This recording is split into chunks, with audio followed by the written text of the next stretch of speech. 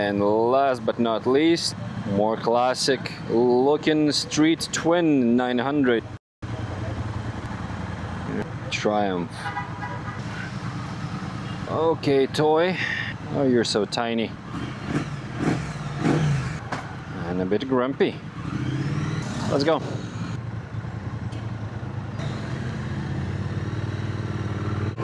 Wow, super smooth.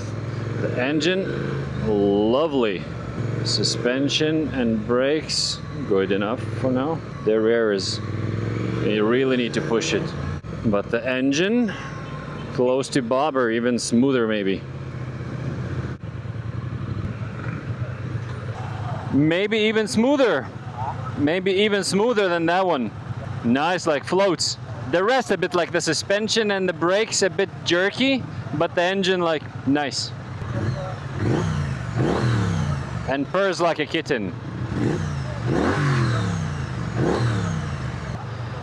Still super light like a toy. The weird thing is like, you know, the engine block, like it feels like nowhere to put your feet and stuff, but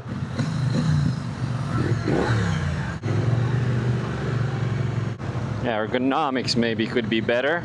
It's not uncomfortable, but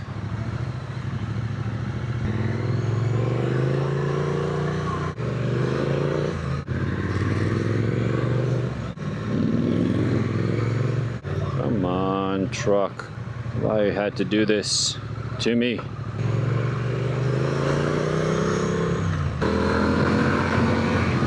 Whoa, collects kilometers like nothing. Wow, super smooth. Yeah, it's like with Tenere, like whatever you're gonna put the CP2 engine, the bike is great. XSR, Tenere, others MT-07, it's great. So a lot of the bike's character is coming from the engine. So if you like this certain style or specific engine, it's good. Then you can, like, you know, buy all the styles of the bike if you have enough money and enjoy the same engine. The suspension is a bit harsh, but not tragic, but firm. Yeah, it's nice to have the power under your hand when you like need it. It's there. You don't need to speed, do like crazy speeds and stuff, but it's nice when you want it, it's there. So really, really good. Yeah, let's go. Let's go back. Effortless, lovely. And the sound for the modern bike, it's great. Subtle, but still there. Not annoying, but with some grunt.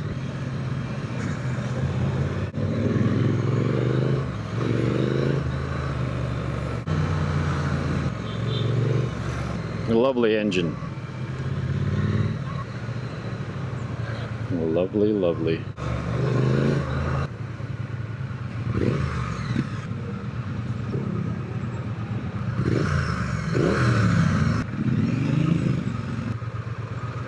More and more traffic. This one has the best gearbox from all, like the easiest gearbox, because the other ones are quite clunky, like it's hard to find, and this one is kind of smooth. It's interesting, like, you know, to compare right away, like all different bikes, because this one a lot feels like 400X, but like with plenty of power, of course, but like not intimidating. Like 400X is cool and nice, but you can also have this one, like, you know, and you don't need to use all the power all the time. Everything is smooth and easy. What the hell is happening? Okay, so that's a cop club. Why they have the cops? A little Filipino corruption, right? Yeah.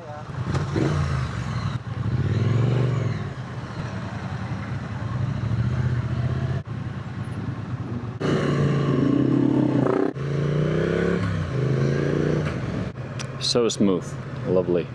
The last bike.